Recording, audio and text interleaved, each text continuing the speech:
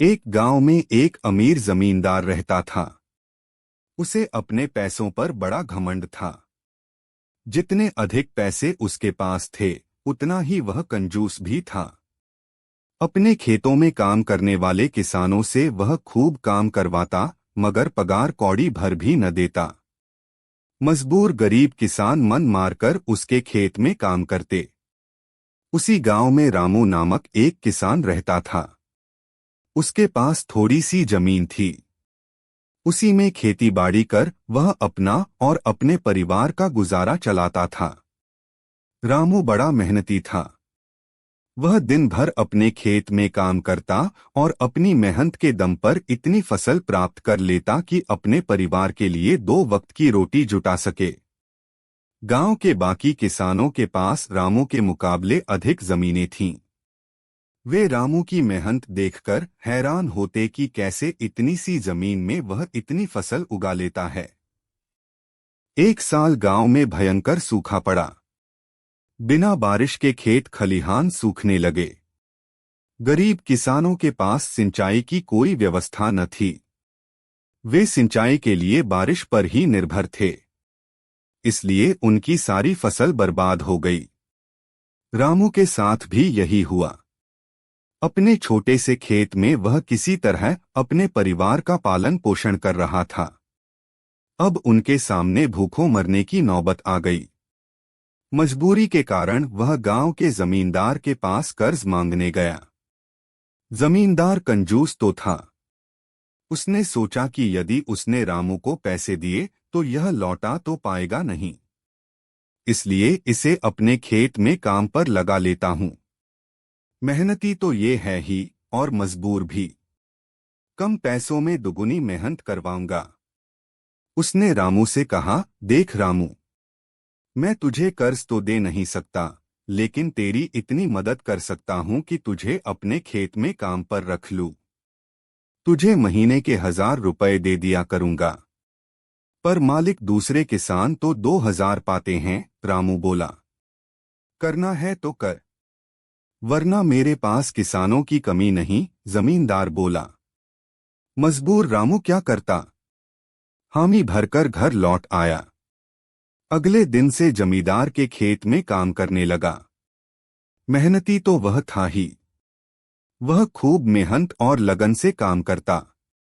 उसने 4 महीने का काम 2 महीने में ही कर दिया। यह देख जमींदार बहुत खुश हुआ। लेकिन इसके मन में मक्कारी जाग उठी। उसने सोचा कि 4 महीने का काम तो इसने 2 ही महीने में कर दिया। क्यों न इसे निकाल दूं? इससे मेरे 2 महीने के पैसे बच जाएंगे। उसने रामू को बुलाया और उसके 2 महीने के पैसे देकर कहा, रामू यह ले तेरे पैसे। कल से मत आना। अब मुझे तेरी जरूरत नहीं। ये सुनकर रामू परेशान हो गया। बड़ी मुश्किल से उसका घर चल रहा था। अब अपने परिवार का भरण पोषण कैसे करेगा? वह जमींदार के सामने गिड़गिड़ाने लगा कि उसे काम से न निकाले। लेकिन जमींदार ने उसकी एक न सुनी और उसे काम से निकाल दिया। रामू आंखों में आंसू लेकर घर लौटा। चिंता से रात भर उसे नींद नहीं आई। सुबह उठकर उसने फैसला किया कि वह फिर से जमींदार के पास जाएगा और उससे विनती करेगा कि उसे वापस काम पर रख ले। वह जमींदार के घर के सामने जाकर बैठ गया। सुबह उठकर जाट जमींदार अपने घर से बाहर निकला तो रामू को घर के सामने बैठा हुआ देखा। उसने रामू से पूछा, क्या हुआ रामू, क्यों आया है? रामू जमींदार की पैरों पर गिर पड़ा और गिड़गिड़ाते हुए बोला, मुझ पर दया कीजिए मालिक। मुझे काम पर रख लीजिए। मेरा परिवार भूखा मर जाएगा। जमींदार ने उसकी एक न सुनी और उसे धक्के मार के वहां से निकाल दिया। रामू उस समय तो वहां से चला गया, लेकिन अगली सुबह फिर सेठ के घर के सामने जाकर बैठ गया। जमींदार ने उसे फिर बुरा भला कहकर भगा दिया। अब से रोज यही क्रम चलने लगा। रामू रोज जमींदार के घर के सामने जाकर बैठ जाता और जमींदार उसे भगा देता। पूरे गांव में इस बात की चर्चा होने लगी। सब जमींदार को भला बुरा कहने लगे। तंग आकर जमींदार ने सोचा कि क्यों ना कुछ दिन परिवार सहित दूसरे गांव चला जाऊं। मुझे घर पर ना देखकर रामू यहां आना बंद कर देगा। अगले दिन वह परिवार सहित दूसरे गांव अपने रिश्तेदार के घर चला गया। 10-15 दिन रिश्तेदार के घर रहने के बाद जब वह अपने घर लौटा तो मोहन को अपने घर के सामने बैठा नहीं पाया। वह मन ही मन खुश हुआ कि चलो उससे पीछा छूटा, लेकिन वह चकित भी हुआ कि आखिर रामू ने आना बंद क्यों कर दिया। उसने गांव वालों को बुलाकर पूछा तो पता चला कि रामू घायल है और अपने घर पर पड़ा हुआ है। जमींदार ने पूछा क्या हुआ उसे। एक जमींदार ने कहा, मालिक, आज जब दूसरे गांव चले गए थे तब भी रामू आपके घर के सामने बैठा रहता था।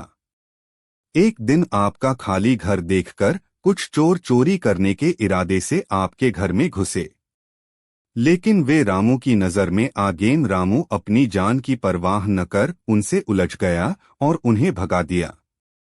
उनके बीच हुई हाथ-पाई के कारण रामू घायल हो गया। ये जानकर जमींदार को खुद पर शर्म आने लगी कि उसने रामू के साथ कितना बुरा किया, लेकिन इसके बाद भी रामू उसके घर चोरी होने से बचाने के लिए चोरों से उलझ गया। वह पछताने लगा। उसने रामू के घर जाने का फैसला किया। वह रामू के घर पहुंचा तो देखा कि रामू बड़ी दयनीय अवस्था में चारपाई पर पड़ा हुआ है। उसके बच्चे भूख से बिलख रहे हैं। ये देख जमींदार का दिल भर आया। उसने रामू से अपने किए की माफी मांगी, उसका इलाज करवाया और ठीक होने के बाद अच्छी पगार के साथ उसे फिर से काम पर रख लिया।